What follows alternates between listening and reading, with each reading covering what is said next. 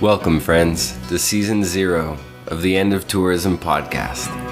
In these mini episodes, you'll hear short transmissions speaking to the principles of the pod. We'll introduce you, our listeners, to the themes and questions that will be woven into our conversations, a kind of primer on our politics. This episode is entitled Dispatches from the Resistance.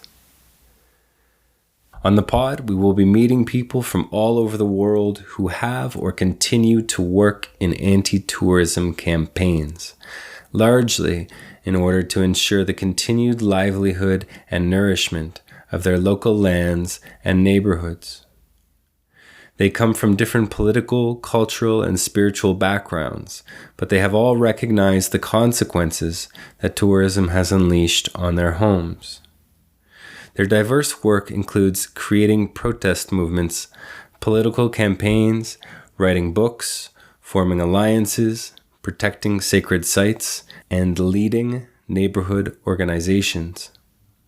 It might be strange to come to the resistance first in such a podcast, but we start where we are and when we are and go from there. May it be that we honor the place and time in which we live and the circumstances that swirl around it and us. May this be a way to firmly plant each of us in the positions and perspectives of people displaced and continually threatened with displacement by tourism. By venturing further into the past and into other places, we might remember where we came from. We might remember the old threads tightening around the whorls of our fingers as we reach for cause and consequence. Some years ago, I started writing a book on tourism, and at the time, I wasn't really sure what that book was going to be about.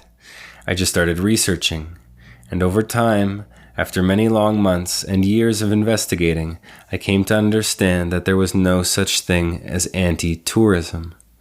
So I kept writing, and as time went on, murmurs of movements began to emerge from the ether. I began to hear the distant din of pots and chants ringing in the far distance. The resistance. Although many people would be hard-pressed to believe such things, the people at the helms of these insurrections in the countless cities and counties are grandmothers, school teachers, tradespeople, bus drivers, bakers, community leaders, environmental scientists, mechanics, and local business owners. They sit on all sides of the political spectrum. This is who they are, people perhaps not unlike you.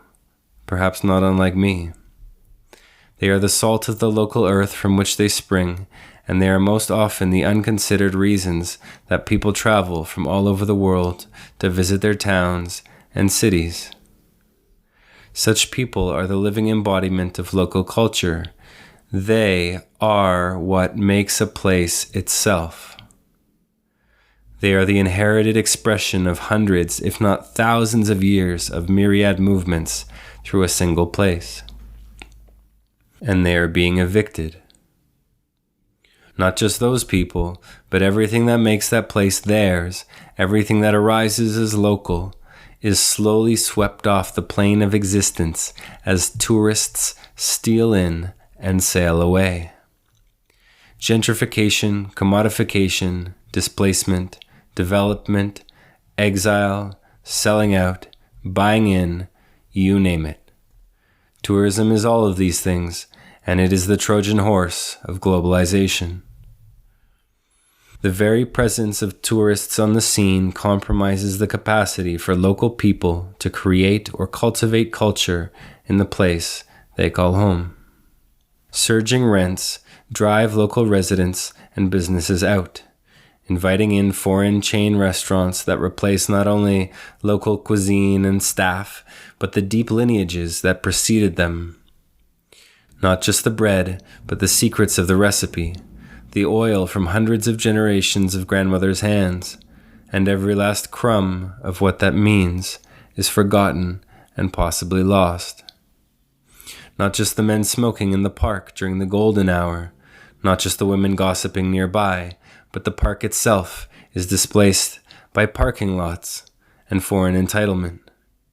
You see, there's little room anymore for locals at the beach, for locals in the restaurants, for locals in the street. They have become agents of tourism, often using it as a worthy excuse to keep up with the Joneses, to assume that a better life is necessary. They have become beholden to seasons in which their lives and their own leisure have come to revolve around the wills and whims of tourists. This is all to say that local people, urban or indigenous or otherwise, are not immune to tourism's reach.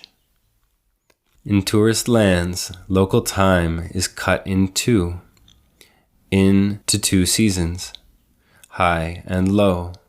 The high season is reserved for tourists, and the low, well, if there are no tourists, then might be reserved for locals, albeit people who can often no longer afford to live as their foreign counterparts do in their own home. This podcast is a clarion call to tourists and the places they visit.